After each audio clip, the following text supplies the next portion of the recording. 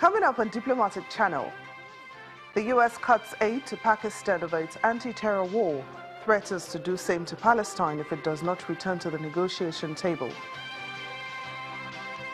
A war of words erupts between North Korean leader Kim Jong-un and U.S. President Donald Trump over their nuclear capabilities. And Iran blames outside interference for the protest in the country. Hello and welcome to the program. I'm Temitope Fagbemi. The new year is just a few days old, but quite a lot of things have happened in diplomatic circles. First, U.S. President Donald Trump unleashed a volley of tweets which is still causing shockwaves around the world.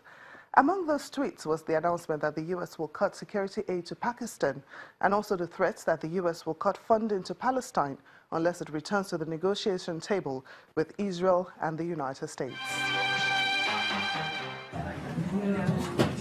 The U.S. State Department said on Thursday that it's suspending security assistance to Pakistan until Islamabad takes action against the Afghan Taliban and the Haqqani network, which Washington believes is destabilizing the region.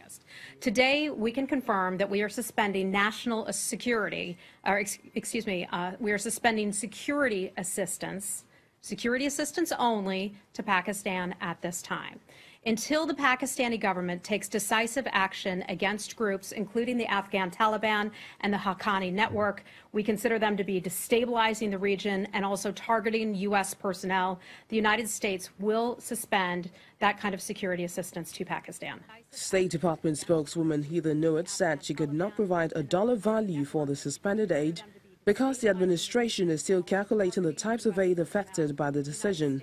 She, however, said some of the aid could still be permitted if Islamabad takes decisive action against the groups. People have long asked, why don't you do more about Pakistan? And I think this sort of answers that question. Obviously, Pakistan is important, an important relationship to the United States because together we can work hard to combat terrorism. Perhaps no other country has suffered more from terrorism than Pakistan and many other countries in that part of the region. They understand that, but still they aren't taking the steps that they need to take in order to fight terrorism. This comes after President Trump earlier tweeted that the United States has foolishly handed Pakistan more than $33 billion in aid over the last 15 years while getting nothing in return and pledged to put a stop to it. This tweet caused outrage in Pakistan, where scores of Pakistanis staged a protest in the southern city of Karachi. The U.S. ambassador was also summoned by the Pakistan Foreign Office to explain Mr. Trump's tweet.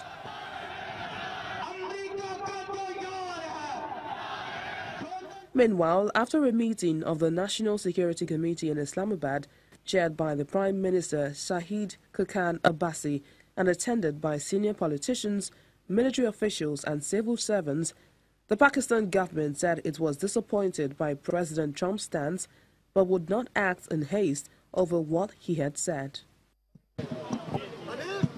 In a related development, President Donald Trump also said in a tweet that the United States may withhold payments to Palestinians because they are no longer willing to talk peace. He said, quote, "Washington gives Palestinians hundreds of millions of dollars a year and gets no appreciation or respect. They don't even want to negotiate a long overdue peace treaty with Israel." Earlier in the day, the U.S. ambassador to the United Nations, Nikki Haley, said Trump had no intention to continue funding the UN Relief and Works Agency for Palestinian refugees unless Palestinians come to the negotiation table to move forward on peace talks.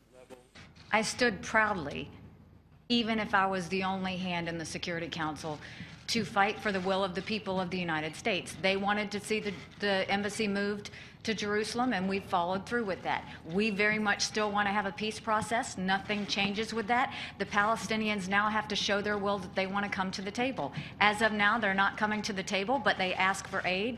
We're not giving the aid. We're going to make sure that they come to the table, and we want to move forward with the peace process. President Trump angered Palestine with his December 6th recognition of Jerusalem as Israel's capital, a declaration that also generated outrage across the Arab world and concern among Washington's Western allies.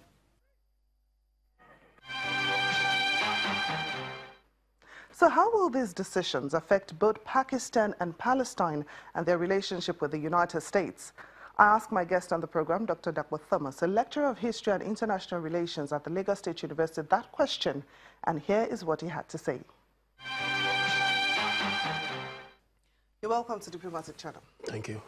So what do you make of the U.S. cutting aid to Pakistan over its failure to fight terrorists operating on its soil? Well, I think it's something I have seen a long time ago.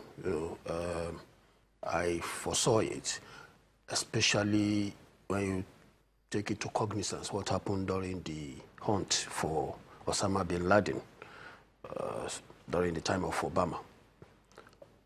The accusation by the United States, or, let me just say, why the U.S. decided to go on that mission without giving any prior information or without any kind of cooperation from the Pakistani government was as a result of the fact that they have seen that the government kept on lying and denying that they never knew where Osama bin Laden was. And the fact of the matter was that the Americans got to know that because of the money they were giving the Pakistani government, and the Pakistani government knowing that once Osama bin Laden had been captured, it would, the American government may decide not to give them the aid again. They were giving them the aid as part of the intelligence cooperation between the American government and the Pakistani government. So now, invariably, the Americans got to know that the Pakistani government was more interested in the aid they were collecting. And as such, they were not ready to give them any kind of intelligence information concerning the whereabouts of Osama bin Laden, which the Pakistani government knew, but they denied, and then they kept on deceiving the Americans. So on their own, the Americans now decided to go and do the operation alone, without even giving any information, without even making the Pakistani government to be aware of it. So they went on the operation and then they succeeded, So this had been going on for a long time, and I think this is what Trump saw and decided that, look, we have on records, I have also seen, even the little time that I came in, I've seen that these people, they are not sincere in fighting terrorism. They are just interested in the money they are collecting from the American government, and as such, he decided to stop anyway, for now, military assistance, which can also be quantified in terms of monetary value. So how do you think the Pakistani government will respond to this move? Do you think it will prompt them to do more to fight the Haqqani network and the Afghan Taliban? And they have already responded.